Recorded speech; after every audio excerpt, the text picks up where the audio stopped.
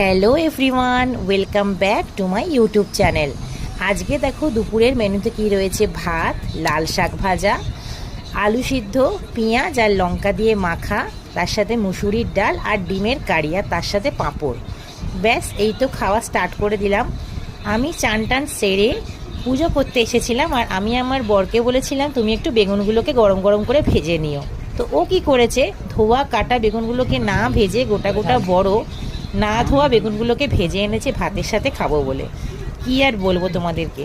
আর এই দেখো কতটা আনন্দ করে খাচ্ছিলাম। আর এই যে পিকেলটা দেখছো, মাদার্সের গ্রিন চিলি পিকেল, এটা যদি তোমরা এখন অবধি ট্রাই করে না থাকো তাহলে অবশ্যই ট্রাই করো।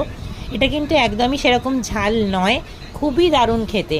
আমরা এটা ফার্স্ট টাইম ট্রাই করছিলাম আর আমাদের খুবই ভালো লেগে গেছে। আর এই যে এবার ডিমের কারি দিয়ে ভাতটা মেখে খাওয়ার পালা। লেবুটা ভালো করে চটকে নিয়েছি, নুন মেখে নিয়েছি, ব্যাস। এই যে কি শান্তি, ডিমের কারি খেতে খুব ভালো লাগে।